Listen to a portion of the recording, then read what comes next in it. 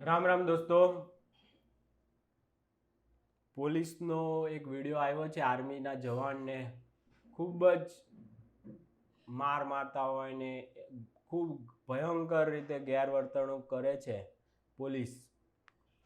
તો એનો વિડીયો ફરે છે અને બધા પોલીસ પર માછલા ધોવે છે.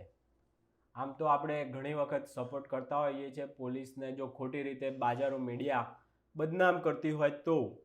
પણ આમાં તો પોલીસનો વાંક તો ચોખ્ખો જ છે કે એક તો આટલું મોટું ટોળું કેમ હતું ત્યાં, પોલીસનું આખું ટોળું. બીજા કંઈ કામ જ નથી આ લોકોને. હર્ષભાઈ, આ બધા આટલી નવરી બજારોને તમે રોડે કેમ ઊભા રાખી દો છો? એક જ જગ્યાએ, પાછી એક જ જગ્યાએ આખું બધું એક જ જગ્યાએ ઊભું રહી જાય. એક જણાનું કામ છે, ખાલી એક જ જણાનું. અમે બી પોલીસ ચેક કરતા હોય છે, આરટીઓ વાળાને આખું છે કન્યાકુમારી સુધી પર. બીજા બધા રાજ્યોનો અનુભવ છે. મને લાગતું હતું કે સૌથી ખરાબમાં ખરાબ જો કોઈ પોલીસ હોય ને તો પશ્ચિમ બંગાળની છે. કેટલા રૂપિયા લૂંટ્યા છે એણે તો. મારી પાસે બધું પીયુસી હતું, બધું હતું, કોઈ કાળા કાચ નહોતા, કાંઈ જ નહોતું, પણ આપવાના એટલે પૈસા આપવાના જ. અને ગુજરાતમાં આપણે સારું છે એમ હું માનતો હતો કે અહીંયા દારૂબંધીથી એ લોકો પોલીસને જેટલું કમાવવું હોય ને એટલું કમાઈ લે છે, એટલે એને કન્નડગત કરવાની જરૂર નથી પબ્લિકને. અને બંગાળ કે મુંબઈમાં આપણે એન્ટર થઈએ ને, મુંબઈમાં પણ તો કેટલું સારી પોલીસ છે એની તમને વાત કરું. પહેલાં એ શું કર્યું, નંબર નાખી દીધો, એને એપમાં દેખાડે જ શું પીયુસી છે, ઇન્સ્યોરન્સ છે, આ છે તે છે, જેટલું પણ બધું જ આવી જાય એમાં બતાવે. જે વસ્તુ ના હોય એનો દંડ આપીએ કે. અને વધીને તમે મને ખાલી પૂછ્યું કે તારી પાસે લાયસન્સ છે, લાયસન્સ હતું. પછી કોઈ વસ્તુ દોઢું ડાયું થવાનું જ ના હોય, એક પણ સવાલ પૂછવાનો ના હોય, કાંઈ જ ના કરવાનું હોય. પણ અહીંયા તો એવી તુમારીથી આ લોકો વાત કરતા હોય છે. એનું કારણ પણ હું તમને કહું, પોલીસનો જે નીચેના છે ને એ લોકોને આવા ઉપરવાળા બનાવી નાખે છે. એવા ફતવા જારી કરે ને કે કાળા કાચવાળાને પકડો. હવે તારો ડોહો 1 કલાક તું ખાલી ઊભો રહીને બતાવ રોડ ઉપર, એ જે મોટી એસી ચેમ્બરોમાં બેસીને આવા ફતવાઓ ઠોકે છે, એને તમે શીખવાડો કેવી રીતે કામ કરવાનું છે, કઈ રિસ્પેક્ટથી વાત કરવાની છે. તમે એટલા કલાક પાછા ઊભા રહો ત્યાં, જેટલા કલાકની તમે એ લોકોને કામ આપો ડ્યુટી, તો આઈપીએસ ને જે એસી ચેમ્બરોમાં બેઠા હોય ને એ લોકો નીચે ઊભા રહીને એ કાળા કાચવાળાને પકડીને બતાવો આખો દિવસ, અને પેલાને પછી કહો કે આ રીતે કામ કરવાનું છે, આનાથી વધારે દોઢું ડાયું નથી થવાનું. પણ આ તો પેલા લોકો ઉપરથી ફતવા ઠોકે, કાળા કાચવાળાને પકડો, એટલે પેલો તો રોડ ઉપર. અને એમાં એક જણાનું કામ હોય, પેલા 10 જણા હોય પોલીસવાળા, તો એકને હીરો બનવું હોય એટલે એ જેમ ફાવે એમ વાતો કરે, લુખ્ખાગીરી કરે. આ બધું થાય જ. તમે પાંચ જણા હોય ને, ગમે એટલો સારો એક માણસ હોય ને તો એ 4ની સંગતમાં ત્યાં પછી એ ટાઈમે તો એ બગડી જ ગયો હોય. ટોળામાં કઈ મગજ ના હોય, ખબર જ છે પોલીસને બધી સારી રીતે ખબર છે. તો આ 5 જણા શું કામ હોય? એક જણાનું કામ હતું. એક જણો હોય ને તો રિસ્પેક્ટથી વાત કરે અને બધું જ રિસ્પેક્ટથી કામ પૂરું થઈ જાય. તમારે કોઈ દોઢું ડાયું થવાનું જ ના હોય. કાળા કાચ છે, પેલાને તમે કહી દો અને તમે એનો ફાઇન લઈ લો, બસ વાર્તા પતી જાય ત્યાં જ. પણ આ તો પેલો લુખ્ખાગીરી કરીને આમ એટલો એનો બોસ તો હું એનો બાપ હોય એનાથી વધારે તુમારીથી પેલા જોડે એમ દાદાગીરી કરવા માંડે, લુખ્ખાગીરી. તો પછી બધા એને સમાન હોય ભાઈ, સ્વાભિમાન બધા પાસે છે. તમે પોલીસવાળા છો એટલે તમને હક નહીં બની જતો કોઈને પણ તમે રિસ્પેક્ટ વગર વાત કરો. તો આવું બધું થાય દોસ્તો.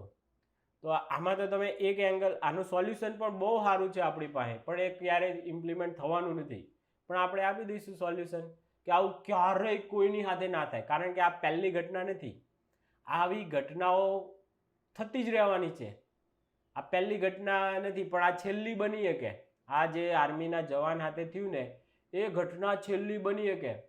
હર્ષભાઈ સંઘવી જેવા માણસ, બહુ જે કહેવાય છે ફાકા ફોજદાર નથી, કામ કરવાવાળા માણસ છે, તો કરી શકે એમ છે.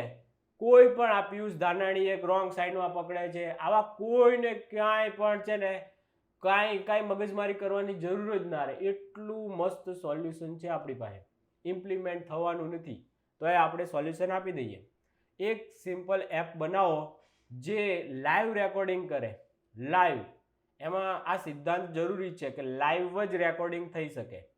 તો આવા જેટલા રોંગ સાઇડ છે તો પબ્લિકને સોંપી દો, એ એપ ડાઉનલોડ કરી નાખે અને આવા જેટલા પણ હોય, ધારો કે કાળા કાચવાળો છે તો લાઈવ રેકોર્ડિંગ કરે કે આ ટાઈમે આ જગ્યાએ આ ભાઈ આ નંબરવાળો છે, આ નંબર પ્લેટ આવી જોઈએ, આની આ નંબર પ્લેટવાળો ભાઈ કાળા કાચવાળી ગાડી લઈને જાય છે.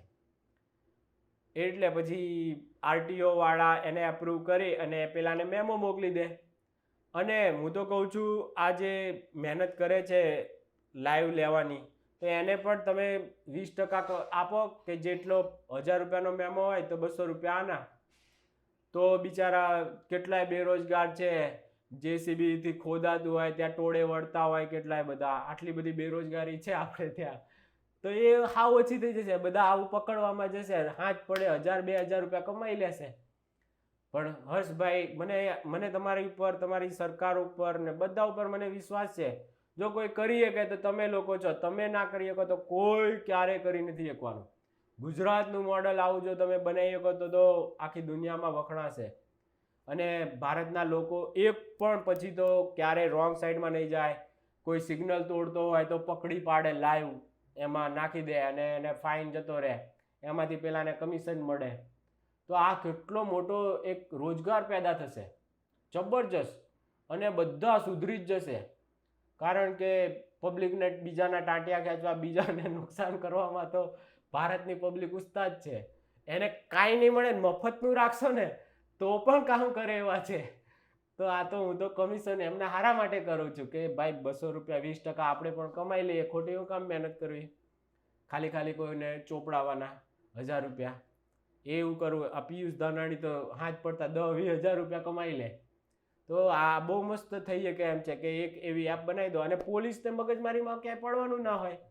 અને જે જનતા છે, જે વિડીયો લેતો હોય, એ પણ કોઈ મગજમારી વગર ડાયરેક્ટ વિડીયો અપલોડ થઈ ગયો, ખતમ.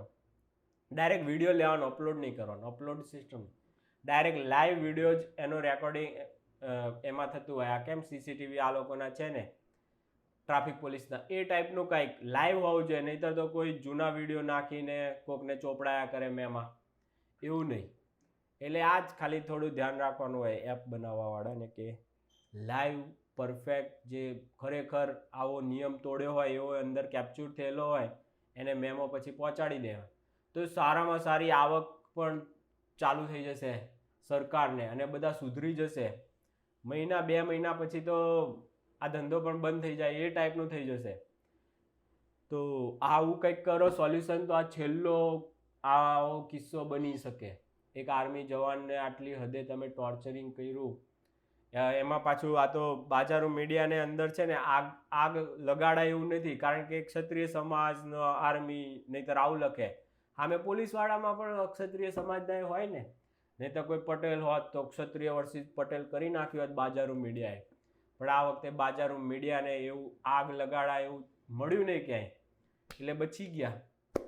પણ પોલીસમાં ઘણો બધો સુધારો. એમાં પોલીસનો મુદ્દો રોડ પર છે ને, આ લોકોને 1 કે 2 થી વધારે રોડ પર આ લોકોને હોવા જ ના જોઈએ. કારણ કે હોય ને એટલે પછી પેલાની સામે કે હું આની સામે હીરો બની જાઉં, પીએસઆઈ હોય તો એની સામે, સાહેબની સામે હીરો બની જાઉં. આવું બધું કરવા માટે પણ, હીરો બનવા માટે પણ આવા બધા લુખ્ખાગીરી કરતા હોય પોલીસવાળા. તો કોઈ જગ્યાએ, અને આમને પાસે કંઈ કામ નથી લા. 5-7 જણા કેટલા પોલીસવાળા ત્યાં હતા ખડકાયેલા. આ બધાને કંઈ કામ નથી, બીજા કંઈ કામ જ નથી. બસ કાળા કાચવાળાને પકડવાનું આ જ કામ. અને કંઈ એ આતંકવાદી છે તે તમે એની સાથે જેમ ફાવે એમ લુખ્ખાગીરી કરો. આતંકવાદી પકડવા માટે જરૂર પડે 5 હાથ તમારા જેવા બાહોશ પોલીસવાળા આપણા ગુજરાતના. પેલાને તો આ બધા પોલીસવાળાએ પકડ્યા 5 જણા થઈને માંડ એને એ કરીએ ક્યાં, કારણ કે એ તો આર્મી વાળો હતો ભાઈ. એ રોજ છે ને પ્રેક્ટિસ કેટલી કરતો હોય, કેટલું એ છે ને ઓરિજિનલ જેટલું ખાધું છે ને સરકાર આપે છે, કે મતલબ જે આર્મી એને જમાડે છે એ બધું જ આર્મી પાછું એની પાસે વસૂલ કરે છે. અને તમારી તો બધી ચરબીના થર જામી ગયા છે. તમારે 5 જણા, 10 જણા થઈને પણ એ હેન્ડલ ન થાય એક આર્મીનો જવાન. કારણ કે તમે બધા ખાઈ ખાઈને ચરબીવાળા થઈ ગયા છો. તમારો ફિટનેસ ટેસ્ટ દર વર્ષે થવો જ જોઈએ. હર્ષભાઈ આવું કેમ નથી કરતા? આ લોકોનું ફિટનેસ ટેસ્ટ દર વર્ષે કરો અને જે ફિટનેસ પાસ ના કરે કાઢો બહાર. જ્યારે એન્ટ્રી કરો ને એવી ને એવી ફિટનેસ એની છેક સુધી રહેવી જોઈએ જ્યાં સુધી નોકરી કરે ત્યાં સુધી. નહીંતર તો એ ફિટનેસમાં ફેલ થઈ જાય એટલે કાઢો એને બહાર. એક આ રીતે સસ્પેન્ડ કરો ફટાફટ, તો જેથી કરીને સારા યુવાનો યંગ છે, હમણાં 12,000ની ભરતી થઈ, પછી 14,000ની આવે છે, તો એ થોડી ક્વોન્ટિટી વધી જાય. આવા વગર કામના ચરબી ખાધેલા લુખ્ખા બની ગયેલા એ બધા હાવ કદડો નીકળતો જાય તો થોડુંક પોલીસવાળાએ સુધરવું જોઈએ. નહીંતર તો પછી કોઈક આવશે એવો સારો એવો માણસ જે તમને સુધારશે. હર્ષભાઈથી તો તમે નથી સુધરતા. આટલું સિમ્પલ કામ છે હર્ષભાઈ, બધા સુધરી જાય. કામ જ ના રહે પોલીસ માટે. પોલીસને રોડ ઉપર ઊભા રહેવાનું હોય. ભાઈ તમારી પાસે કેટલા અનસોલ્વ કેસો છે, કેટલા અનસોલ્વ કેસ, કેટલા ખૂનીઓ પકડાયા નથી, કેટલાય ફરાર થયેલા હોય, કેટલું છે એને તો FIRઓ લેતા નથી. તો આ બધામાં ધ્યાન આપો ને. અહીંયા રોડે ચડી જાઓ છો, શરમજનક છે. આવું ગુજરાતમાં મને એમ કે સારી છે આપણી તો પોલીસ, કોઈને હેરાન નથી કરતી, કારણ કે એને દારૂબંધીથી કમાણી થાય છે સારી એવી. પણ આ પેલા AC ચેમ્બરવાળા ફતવા ઠોકે ને એટલે પછી એનો ગુસ્સો બિચારા પબ્લિક ઉપર કાઢતા હોય એવું બની શકે છે. તો AC ચેમ્બરમાંથી ફતવા કાઢવાવાળા જેટલા પણ કમિશનરો આ તે જે પણ હોય એ લોકો થોડુંક ધ્યાન આપો. તમે એને કોઈ વસ્તુ આદેશ કરો ને તો એ ઇમ્પ્લિમેન્ટ કેવી રીતે થાય ને એ આ તો ખાલી 5 મિનિટ આવીને જતા રહેતા હોય છે. તમે ત્યાં 8 કલાક ડ્યુટી કરો તો ખબર પડે કે કેવી રીતે રોડ ઉપર થાય છે. IPS ને IAS ને અઘરી પરીક્ષાઓ પાસ કરી દીધી છે, એમને ખબર નથી. ડાયરેક્ટ સીધા જ ઉપરના લેવલે પહોંચી ગયા ને નીચેના લેવલે કેવી રીતે કામ થાય ને એ ખબર જ નથી પડતી. એ પછી પેલો હાવ 14-15 કલાક પાછા આ કોન્સ્ટેબલોને એ લોકો પાસે કામ લેતા હોય છે. 15 કલાક માણસનું મગજ ક્યાં જતું રહે? પછી ગમે એટલો સારો મગજ હોય તોય એનું મગજ ખરાબ થાય જ કોઈની પણ ઉપર. તો આ બધું થોડુંક છેક પાયામાંથી સુધારો કરો તો કોઈની સાથે આવું નહીં થાય. આર્મીવાળાને નથી છોડતા તો બીજાની તો હું તમે જોઈ લો, બીજા હાથે તો હું કરીએ કે મારા જેવો પકડાડો હોય તો આપણે તો કંઈ બોલવાનું જ ના હોય. સાહેબ પતાવો, આપણે તો પગે જ લાગવાનું, સીધા પગ પકડી લેવાના. સાહેબ હું તમારી ગાય.